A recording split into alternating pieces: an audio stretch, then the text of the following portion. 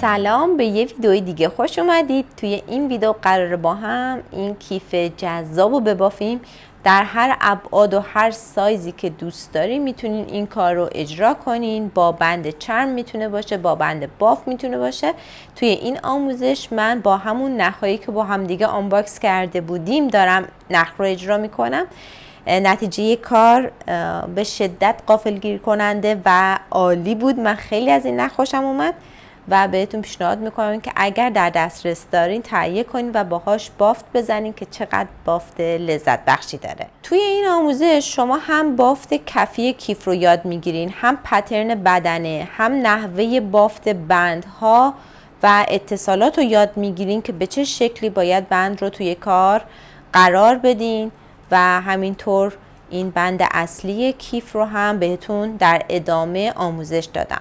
خوشحال میشم که با نظراتتون من رو همراهی کنید. لایک یادتون نره، اگه کانال سابسکرایب نکردین این کار رو هم انجام بدید. بریم که با هم دیگه این کیف جذاب رو ببافیم. کیف جذابمون رو قراره با این کلاف نخ میلانو ببافیم. کد رنگ رو مشاهده میکنین. از 2 کلاف میخوام به صورت دولا استفاده کنم. شما میتونین به صورت تکلا ببافید ولی کیفتون نازکتر میشه. من میخواستم بدن کیف کمی ضخامت بیشتر داشته باشه که ایستادگی بهتری داشته باشه. نخ رو دارم دولا میکنم. میتونید از هر نخ نواری دیگه‌ای هم استفاده کنین که اگر کمی ضخیم‌تره یا کمی خشن‌تره میتونید به صورت تکلا هم استفاده کنین، موردی نداره. کد رنگ انتخابی منم از نخ میلانو، همین چیزیه که تو تصویر میبینین.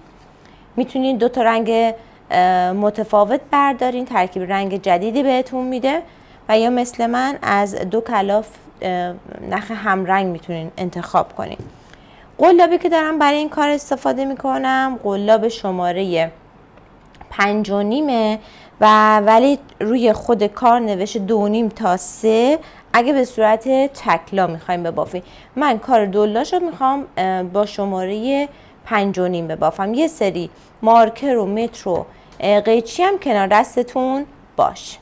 برای شروع نیاز به یک نوار زنجیره داریم که من این نوار زنجیره ببینید نخو دارم دولا میکنم و به صورت دولا قراره ببافم. شما اگه میخواین نوار زنجیره رو با نخ تکلا کلا میخواین ببافین باید تعداد زنجیراتون بیشتر باشه. نوار زنجیره رو میبافم، اندازه نهایی رو هم بهتون نشون میدن. ببینین گره اول رو میبافم و برای نخ من به این شکل دونه ها به این درشتی میشه. خیلی هم درشت نشد، فقط از اون ضخامتی که با تکلا داره وضعیت نخ بهتر شد. خب یه نخ خیلی نرم و لطیفه، خیلی کار راحته باهاش. تا اینجا من مشکلی باهاش نداشتم. ببینید زنجیره اول رو خیلی نمیکشم که کار خیلی کیپ و جذب باشه و بتونم برای دونه های بعدی به راحتی بافتم رو ادامه بدم.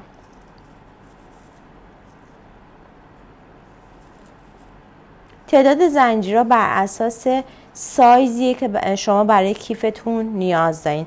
اگه سایز بزرگتر میخواین تعداد زنجیرهاتون باید بیشتر باشه. اگه سایز کوچیکتر میخواین تعداد زنجیرها باید کمتر باشه. 1 2 3 4 5 6 7 8 9 10 11 12 13 14 15 16 17 18 19 20 21. من 21 زنجیره بافتم و الان با متر اندازه میگیرم.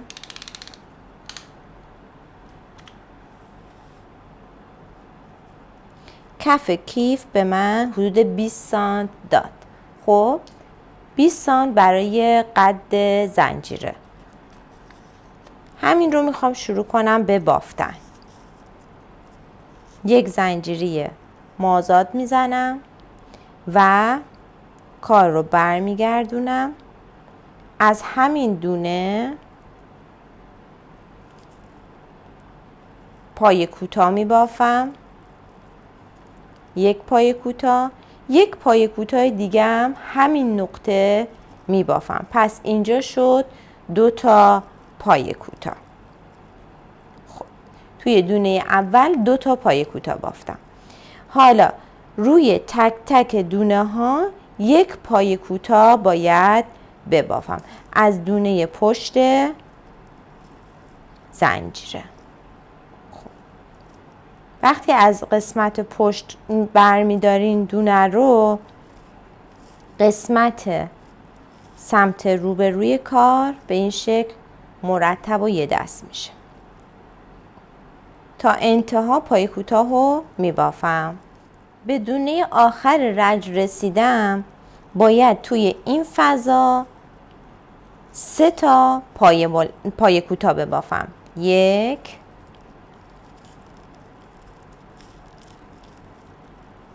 2 3. یعنی الان 1 2 3 تا پای کوتاه شده برای همین نقطه. خب حالا روی تک تک این پایه ها من مجدد پای کوتاه می بافم.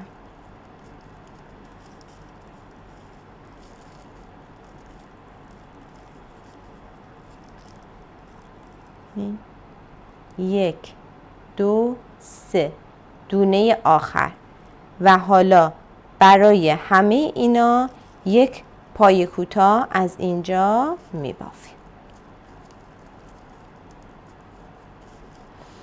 اگه دوست دارین کفی بیضی رو مفصل تر یاد بگیرید، من یه ویدئوی دیگه ای دارم که آموزش کفی بیضی با فرمولش که چه جور بتونین محاسبه کنین توش کاملا توضیح دادم. میتونین از اون ویدیو به صورت حرفه‌ای آموزش ببینین. پس این رج رو کامل پای کوتاه باید ببافم برسم به نقطه شروع. به دونه اول رسیدم. دونه اول اگه یادتون باشه توی همون دونه 2 تا پایه بافته بودیم. پس الان من اگر بخوام مثل این قسمت 3 تا ببافم، با بافتن 1 دونه پایه کوتاه 3 تا تکمیل میشه. خب اینجا تمام پایه ها بافته شد. در اصل اینجا رج کامل شد. خب ولی من با بافت حلزونی میخوام کار رو ادامه بدم، یعنی شروع و پایان کار رو با شلال وصل نمی کنم، مستقیم میرم پایه بعدی رو میبافم که این بافت حلزونی میشه. پس توی این کیف ما رج اول، ابتدای رج و انتهای رج رو وصل نداریم. بافت با بافت حلزونی پیش میره. ببینین این دونه اول و دونه شروعه. خب و این دونه شروع رو من به حالت عادی 1 پایه کوتاه می بافم. برای رج دوم بعد از اینکه علامت گذاشتیم، ما میخوایم دونه های این 3 تا دونه رو افزایش بدیم، یعنی توی هر پایه میخوام 2 تا پایه ببافم. یکی از این پایه ها پایه کوتاه ساده است، یکی دیگه پایه بلندی هستش که از قسمت پایین پایه کوتاه گرفته میشه. ببینین به این شکل. خب این شد برای یه دونه پایه کوتاه.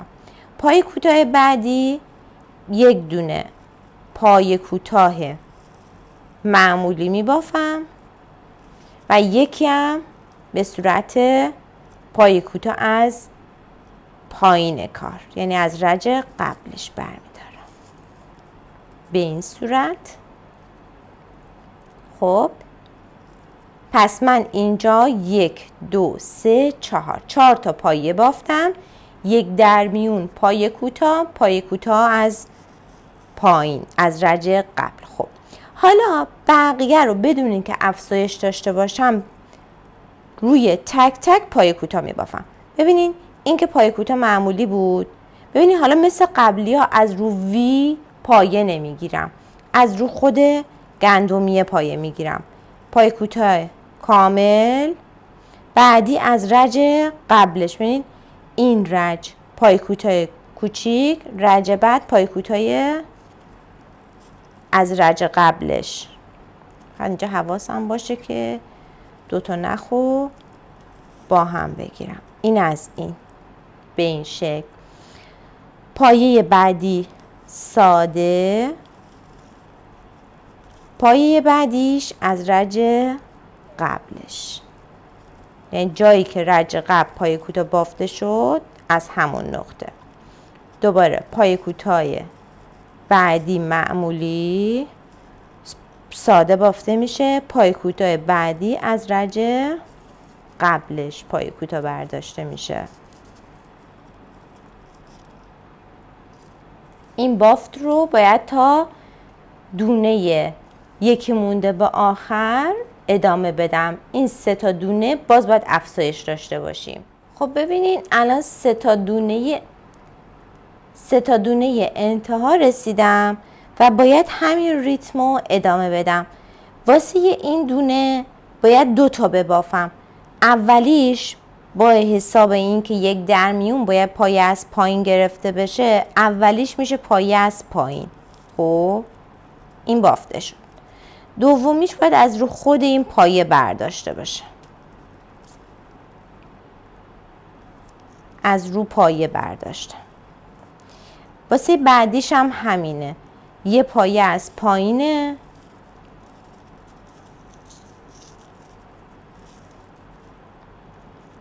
دومیش از رو خودشه. خب ببینین کفی کار رو یه ذره با این کار میخوایم بزرگتر کنیم. بعدی هم همینه، اولیش از پایین رجه، بعدیش از رو خودشه. خب پس این گوشه، این قسمت گوشه 3 تا تبدیل به 6 تا پایه شد. حالا همینو باید ادامه بدم. این کوچیکه بعدیش میشه پایه از پایین.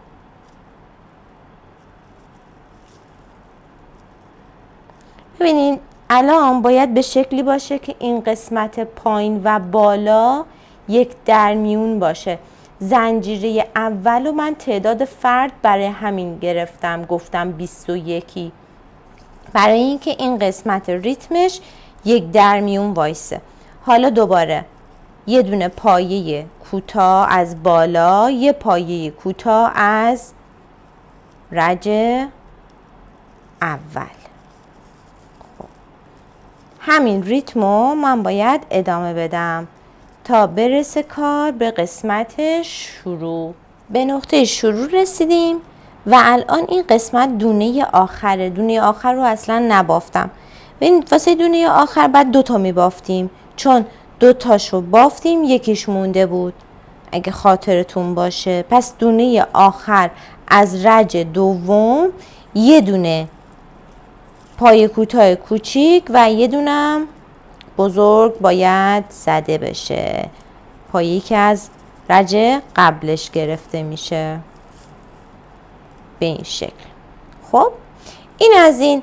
الان دوباره رج سوم رو میخوایم ببافیم، یعنی از اینجا من اینو باید بگیرم، این میشه پایان رج قبلی. خب ببینیم برای رج 3 این یه دونه تک پایه رو باید بیایم از قسمت پایین بگیریم.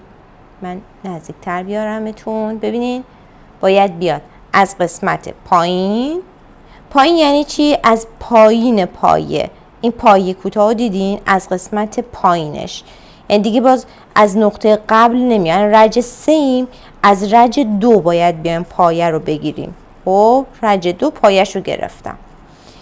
اینجا میام علامت میذارم که یادم باشه نقطه شروع این بود و حالا میام اینی که پایه کشیده داره روش پایه کوتاه میبافم.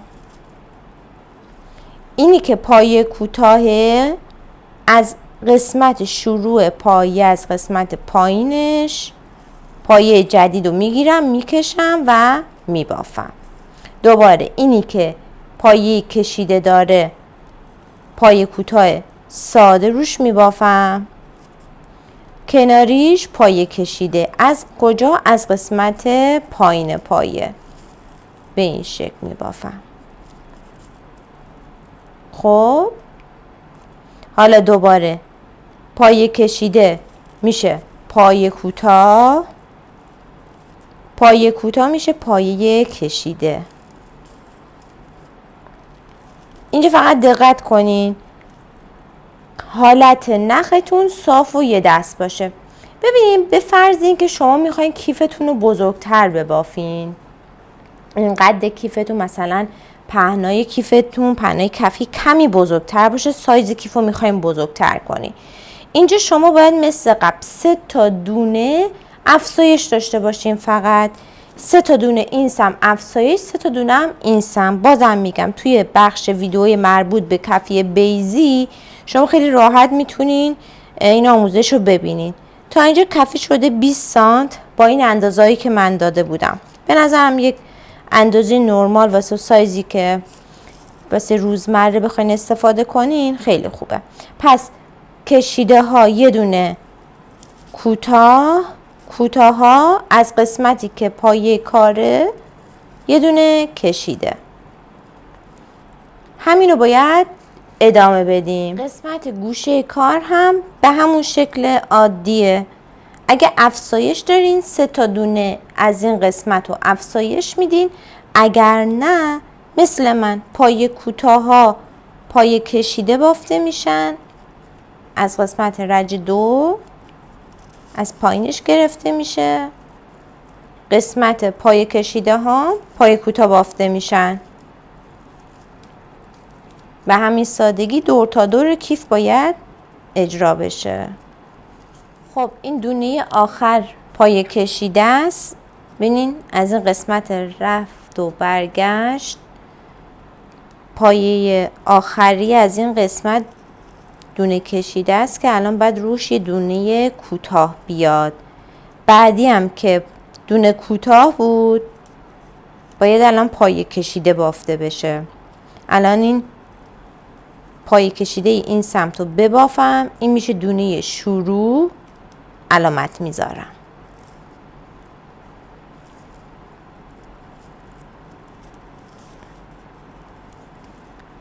و همینو باید دور تا دور ادامه بدیم. انقدر ادامه بدیم تا قد دلخواه برسیم. اینو ببافم بهتون نشون بدم. دیگه از این به بعد نه افزایش داریم نه کاهش، فقط همین ریتم تکرار میشه. پایه کوتاه ها پایه کشیده بافته میشه، پایه کشیده و پایه کوتاه بافته میشه. فقط یادتون باشه هر دونه‌ای که برای شروع داریم میبافین باید قسمت رج شروع علامتمون رو بذاریم. همین رو ادامه میدیم.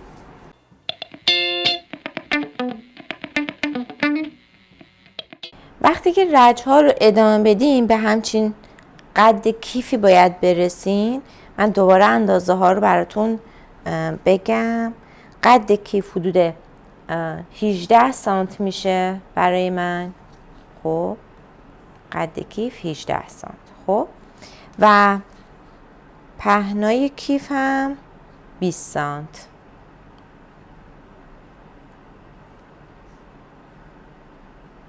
هم پهنای کیف. به نظرم این اندازه کافیه. و الان وقتی به قسمت شروع رج رسیدم با یه دونه شلال زدن میخوام این کار رو جمع کنم. مارکر رو برمیدارم و میخوام همین دونه رو با عنوان، یعنی دونه آخری رو با عنوان دونه شلال ببندم که دیگه این قسمت کار شیب پیدا نکنه، کار یک دست‌تر باشه. خب این از اینو الان نخو میچینم و بین باف پنهون میکنم. خب این از این سمت هم نخ رو در میارم.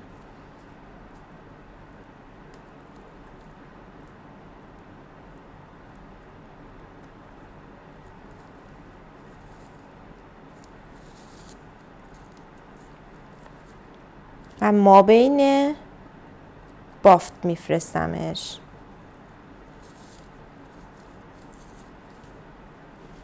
دیگه از این به بعد دیگه باید بره داخل باف پنهون بشه.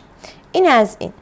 برای قسمت بعد شما نیاز دارین که بند کیف رو اجرا کنین که کار به این شکل جمع بشه. یه دور چک کنین ببینین وقتی که کیف رو این شکلی جمع میکنین این اندازه‌ای که میخواین اندازه مورد نیاز شما هست یا نه. ببینید با این ابعاد و این سایز قشنگ یه گوشی و خرت و پرتای دیگه ریزی که بخواین توش جا میشه. مثلا این متر منو ببینین یه فضا خیلی بزرگی بهش میده. خب این از اینو فعلا میذارم کنار و الان میخوام بند قسمت دو سمتش رو بگیرم که به این شکل میکشیم این حالت بقچه طوری بشه. این از این الان فعلا کنار باشه. یعنی من از دو نخی که دارم میخوام استفاده کنم. اگر شما نختون یک لا بود باید به اندازه 3 متر نخ رو بگیرین به درازا و از این نقطه مثلا از وسط اون نخ شروع کنین به بافتن. خب به این شکل مثلا بافتتون رو انجام بدین.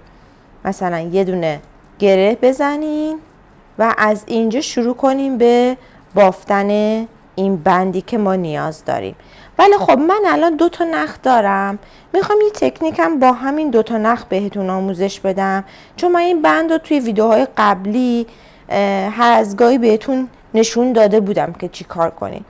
ولی الان به فرض اینکه شما هم از نخ دولا دارین استفاده میکنیم، 2 سمت نخ رو یه گره خیلی ساده میزنم. ببینی از 2 تا نخ دارم استفاده میکنم. خب به این شکل دیگه شما هر اندازه نخ که بخواین میتونین ببافین، دیگه محدودیت ندارین. نگاه کنین من این گره عادی قلاب رو به این شکل میذارم، از نخ بالایی یه دونه زنجیره زدم. خب یک کلاف نخ دور قلاب میگرده، کلاف دیگه نخش زنجیره میگیره. به همین شکل من این بند رو میبافم. شما اینجا میتونید از یه قلاب شماره پایین تر هم بگیرین که بندتون خیلی ریز بافتر بشه. مثلا میتونید از قلاب شماره 4 استفاده کنین که بندتون ریز بافت بشه. خب این از این اندازه بند رو تا اندازه‌ای که بخواد دور کیف رو ساپورت کنه باید ببافیم. من اینو ببافم و بهتون نشون بدم. 2 تا از این بندها باید در نهایت داشته باشیم. خب از این مدل 2 تا بند رو بافتم. الان با هم دیگه اندازه بگیریم که سایزش هم حدوداً بدونین چه ابعادی داشته باشین خوبه.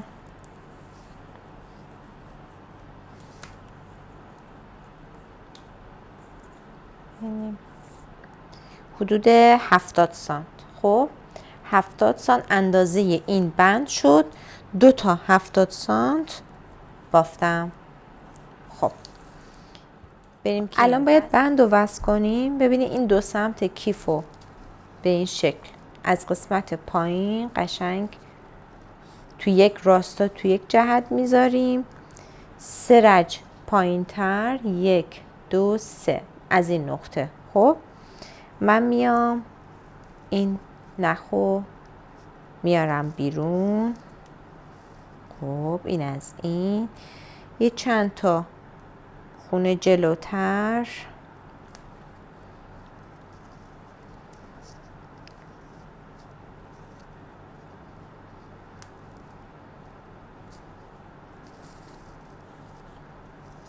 بعد به همون تناسب میام اینجا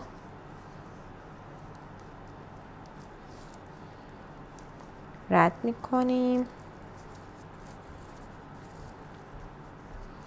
بعد همین تناسب میاد اینجا.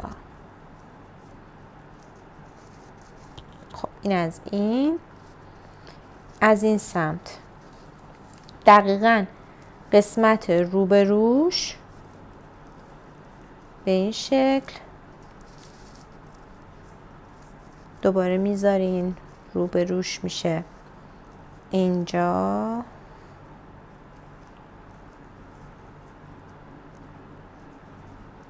میشه این نقطه.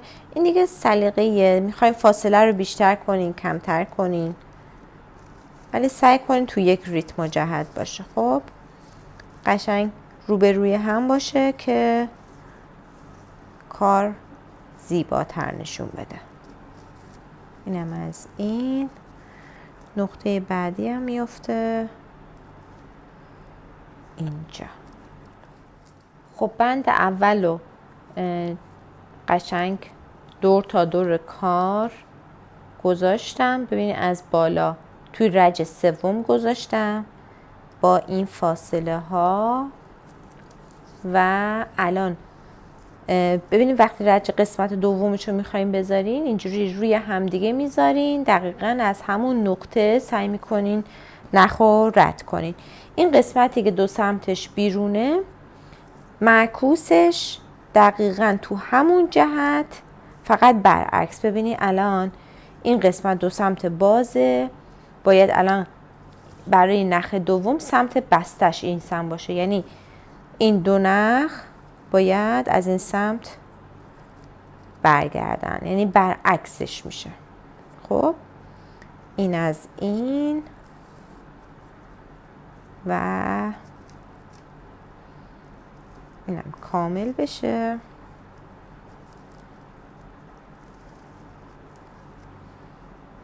کیفمون یه آستر میخواد فقط.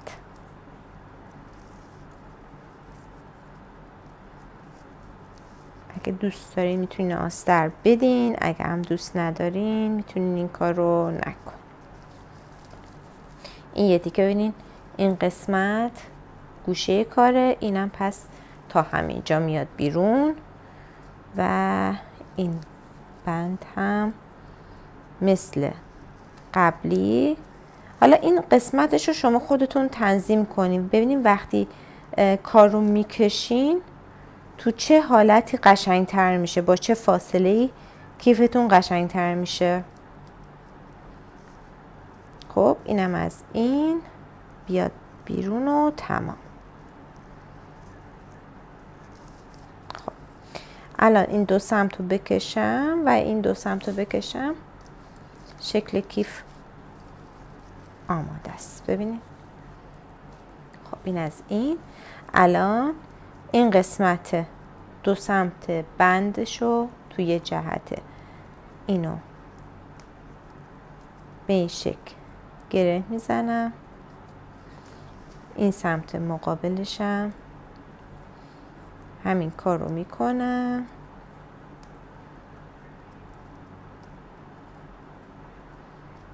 خب این از این. خب حالا قد این بندشم باید تنظیم کنیم که تو یک سمت و راستا باشه. این از این. خب این از این. حالا فعلا اینو بازش کنیم چون میخوایم این بند رو بهش وصل کنیم. ببینید این بندی که الان بافتم حدود 1.10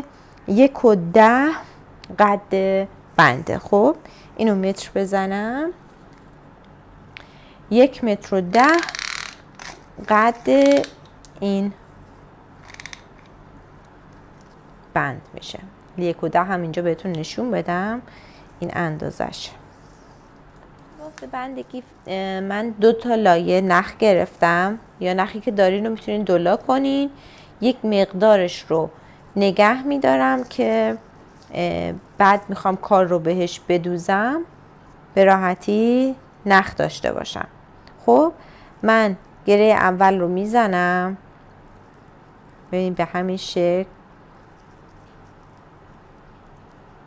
نگاه کنین، یا میتونین عادی ببافین بعد پای کوتاه بگیرین گره اول رو بزنین، یا مثل من یعنی یک کم این نخ بیاد پایین اینو بردارین.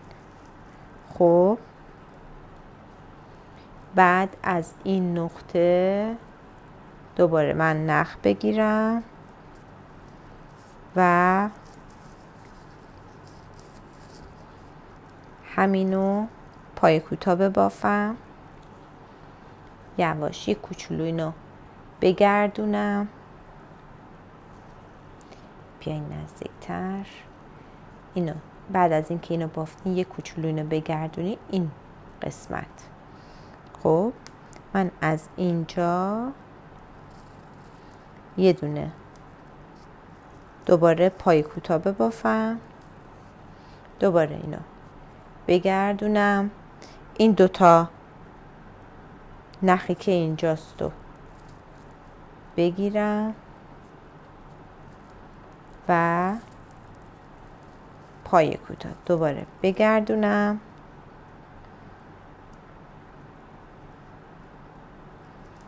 از این دوتا نخ پای کوتاه دوباره بگرده، از این دوتا نخ پای کوتاه. همینو ادامه بدین، یواش یواش شکل بندتون کامل میشه. چقدر باید ببافین؟ از 110 سانت تا 120.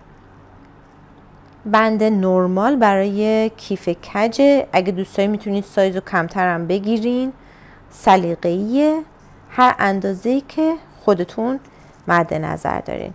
ببینین این به این شکل خب میگرده. باید یه مقدار ببافین، طرح قشنگ خودشو نشون میده.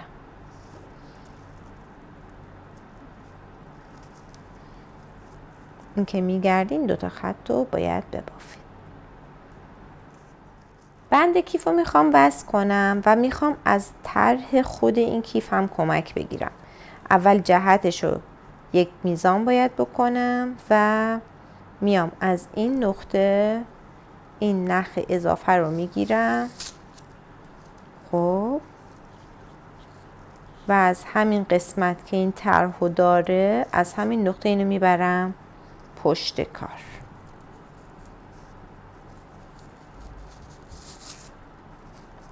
خب این اینجا اینو با دست مرتب میکنیم که حالت کار خودش رو حفظ کنه و الان از داخل این نخ رو یک بار داخل این بافت میبرم، حالا هر قسمتش که شد، و این کار رو انقدر ادامه میدم که نخ کامل فیکس کار بشه.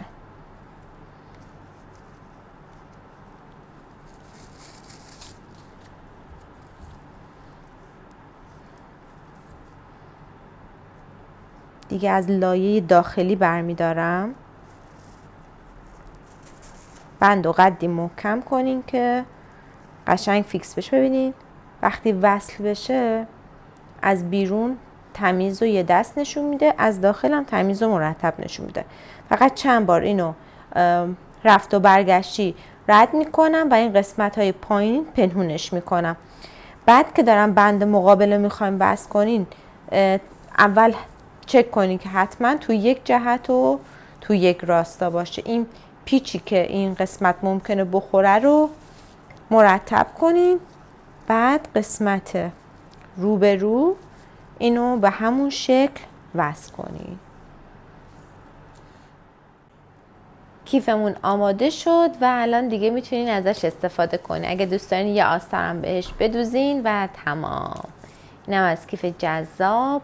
امیدوارم از دیدن این آموزش خوشتون اومده باشه. ببافید، لذت ببرید. ان شاءالله که برای اونایی که کار سفارش میگیرن پرفروش و پر از روزی باشه. تا ویدئوی دیگه و آموزش دیگه، خدا نگهدار.